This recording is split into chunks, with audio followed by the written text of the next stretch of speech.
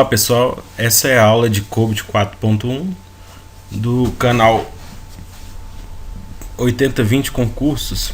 Eu me chamo Helder Silva Cruz, sou o dono do canal, formado em análise de sistemas, pós-graduado em gestão de projetos de TI e já fui aprovado em 3 concursos. Primeiro lugar no MDA 2014, nono lugar na DataPrev 2014 e 99º no concurso do SERPRO 2013. Tenho a intenção de compartilhar conteúdos com todos vocês, para que todos possamos aproveitar melhor os concursos. É o seguinte, a bibliografia que foi utilizada para a formação desses slides foi o guia de boas práticas do COBIT, que está disponível nessa página do TJDFT, e também foram utilizados alguns materiais do Marcelo Egito, o WordPress dele, que tem algumas coisas bem resumidas. No site questões de concursos, eu fiz na média de umas 120 questões dos últimos 5 anos, para ter uma base do que está pegando nas provas atualmente e facilitar nosso conteúdo para ser o mais resumido possível. É o seguinte, em relação ao público-alvo, voltando ao conteúdo, o público-alvo do COBIT, o público-alvo dele se refere à gestão executiva, gestão de negócio, gestão de TI e os auditores. O que eu entrego para a gestão executiva, por exemplo? Para a gestão executiva, elas querem saber do retorno sobre o investimento, também chamado de ROI, e os riscos.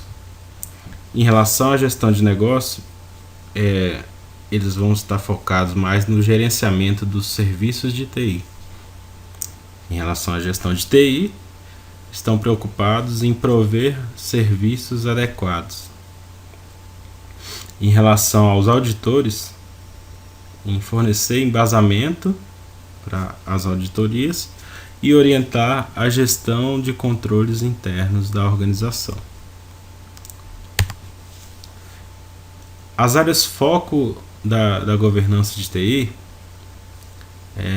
são as seguintes: gestão de recursos, mensuração de desempenho, alinhamento estratégico, entrega de valor e gestão de riscos. Tem um mnemônico aí acima que pode ser muito útil para poder decorar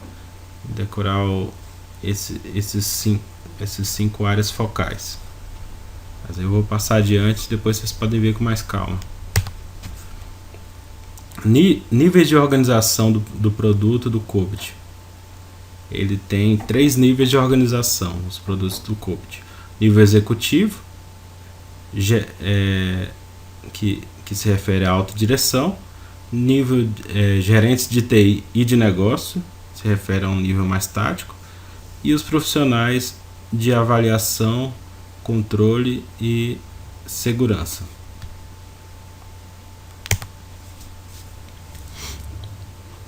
O COBIT possui requisitos de negócio, também chamados de critérios de informação, que são os seguintes. O primeiro critério se refere à efetividade, ou também chamado de eficácia, que diz respeito à relevância, se o item é relevante, se é entregue no tempo certo, custo, consistência, se é utilizável. Então isso a gente chama que ele é um produto eficaz, aliás, uma informação eficaz, relevante, no tempo certo, custo, consistência, utilizável. Quando uma informação é declarada eficiente, é quando ela possui o melhor uso de recursos para produzir, ou seja, o uso de recursos mais produtivo. Eu decreto uma informação confiável quanto à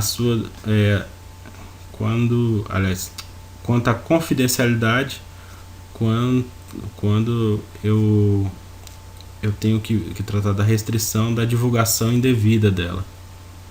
Quanto à integridade, se refere à fidedignidade, à totalidade e à validade para o negócio. Em relação à disponibilidade, se esta informação ela está disponível a quem de direito deve ter acesso. A conformidade, se essa informação está conforme, se está aderente às leis, aos regulamentos ou contratos. E confiabilidade, se essa informação é apropriada para tomar decisões, seja uma informação confiável. Seguindo, os recursos de TI são 4: aplicações, infraestrutura, informações e pessoas. O COBIT 4.1 também possui 4 domínios que remetem ao ciclo PDCA. São os seguintes: o domínio PO se refere a planejar e organizar, o domínio AI se refere a adquirir e implementar, o domínio DS entregar e suportar, e o domínio ME monitorar e avaliar. Ele se refere ao PDCA da seguinte forma: o Plan, que é o do planejamento do PDCA, é o planejamento; o Do, que é o fazer, se refere a adquirir e implementar; o C, que é o controlar do PDCA, né, se refere a entregar e suportar, que é o controle do negócio; e o ME, esse monitorar e avaliar, que significa PDCA, se refere às ações de melhoria do processo. O primeiro domínio, o planejar e organizar, provê direção para o adquirir e implementar e para o entregar e suportar. Então ele é quem dá a direção para esses domínios abaixo. O adquirir e implementar, ele provê soluções e transfere para tornar esse serviço. Ou seja, ele faz a solução completa, testa, faz tudo e já entrega ela em produção para que seja suportado pela próxima área. O DS entrega e suportar, ele recebe a solução e as torna passíveis de uso, ou seja, com a manutenção, dá manutenção para quem liga pedindo suporte, alguma coisa do tipo. Ou seja, ele passíveis de uso, um treinamento, alguma coisa que precisar, tudo aí. Monitorar e avaliar, ele monitora todos os processos de acordo com o planejamento. Mais adiante, então, seguindo aos processos. É importante dizer que tem 34 processos e 4 domínios, o COBIT 4.1. Se formos estudar o COBIT 5, você vai ver que agora ele já vai ter 37 processos. E não é que colocaram mais 3 processos. É porque fizeram vários processos diferentes. A gente vai estudar mais adiante. E em relação aos domínios, ele já vai ter um domínio a mais. Mas vamos ficar nesse 4.1, 34 processos e 4 domínios. Em relação ao domínio planejar e organizar, temos os seguintes processos. Eu peguei e marquei de vermelho aqui para ficar mais fácil. Eu vou ler ele completo. Você fica prestando atenção no que está de vermelho. O primeiro processo é definir um plano estratégico. Depois, definir a arquitetura da informação. Determinar o direcionamento tecnológico. Definir processos, organização e relação de TI, gerenciar investimentos de TI, comunicar as diretrizes e expectativas, gerenciar os recursos humanos de TI, gerenciar qualidade, avaliação e gerenciamento de riscos, gerenciar projetos. Vou ler só o que está de vermelho. Planejar e organizar. Plano estratégico, arquitetura, direcionamento, processos, investimento, comunicação, comunicar as diretrizes, recursos humanos, qualidade, risco, projeto. Qualquer uma dessas palavras vai estar incluso no planejamento. Segundo domínio, adquirir e implementar. Identificar soluções, adquirir e manter software aplicativo, adquirir e manter infraestrutura de TI, habilitar operação e uso, adquirir recursos de TI, gerenciar mudanças de TI, instalar e homologar soluções e mudanças. Então vamos lá. Vou ler só o que está de vermelho agora de novo. Soluções, software, infraestrutura, operações, recursos, mudanças, homologar. E instalar também poderia se encaixar.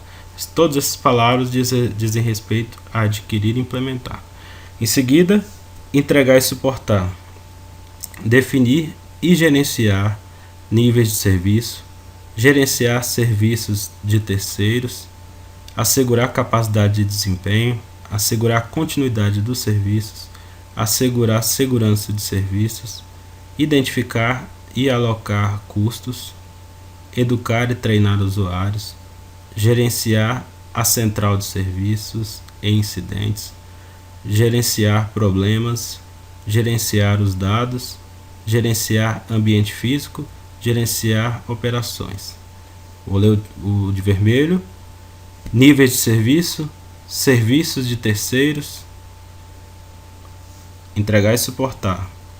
Níveis de serviços, serviços de terceiros, capacidade e desempenho, continuidade, segurança, alocar custos, treinar usuários, central de serviços, problemas, dados, ambiente físico, gerenciar as operações. Lá em cima a gente tem habilitar as operações no adquirir e implementar. Aqui a gente tem gerenciar as operações. É um peguinho aí, gente.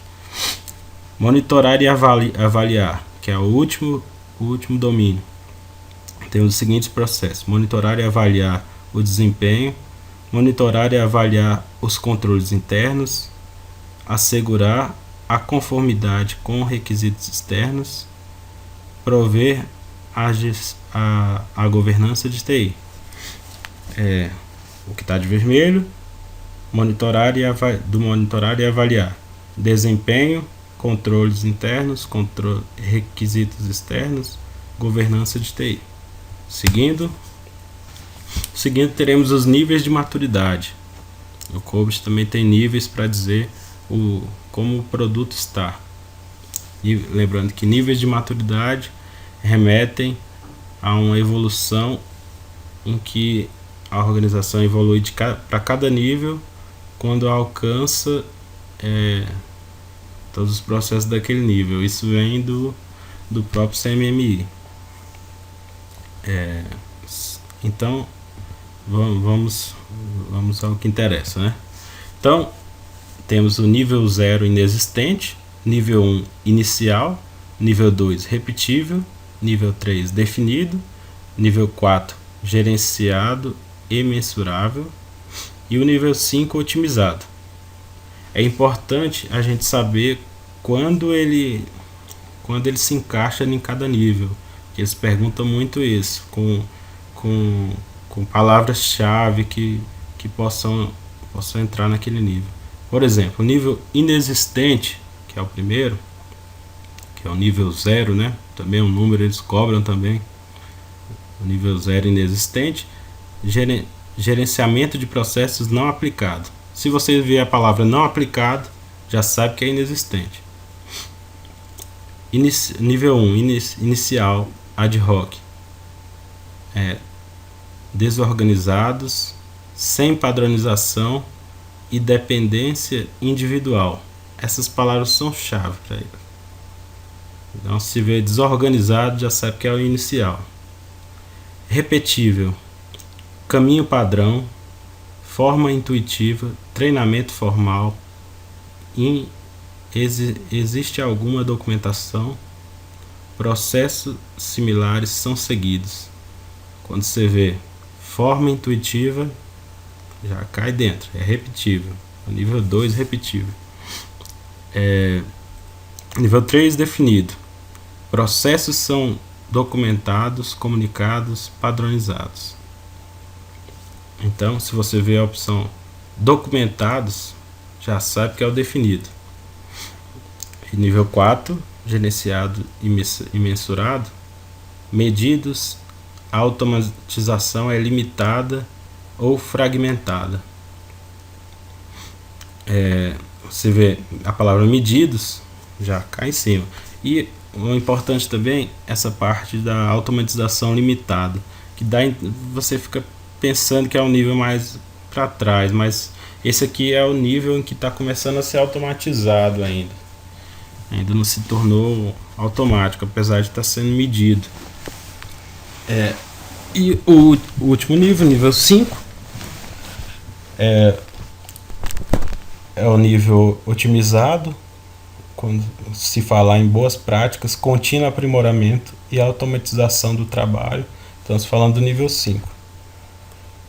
Seguindo, a maturidade, ela tem 3 dimensões, quanto à sua capacidade, controle e cobertura. Quanto à sua capacidade, se refere à missão e objetivo de TI. Quanto ao controle, se refere a riscos e conformidade. E quanto à cobertura, se refere ao retorno sobre o investimento e o direcionamento de custos. Os níveis dos objetos e métricas. Os objetos e métricas, eles vão ter 3 níveis. Primeiro nível é o nível de negócio, onde define os objetos da organização. Segundo nível de TI, é o que o negócio espera da TI. Terceiro, nível de processos, o que os processos precisam entregar para suportar os objetivos de TI. E o quarto e último, nível de atividades, que é o nível mais baixo de todos esses, que define os objetivos da organização. Seguindo, temos alguns indicadores. São 2 indicadores que são muito utilizados e o pessoal procura confundir essas descrições, que são os KPIs e KGIs. O que é mais importante saber sobre eles? É o seguinte: KPI é a medida de desempenho, KGI de resultado. Antes do processo, eu estou falando de KPI. Depois do processo, eu estou falando de KGI. Indicadores futuros, falando de KPI. Indicadores de histórico, KGI. Então, KGI, histórico, resultado, depois do processo. KPI, medidas, desempenho, antes do processo, indicador futuro. Então, pessoal, é só isso aí. Boa sorte para todos vocês e vamos passar nos concursos aí com facilidade.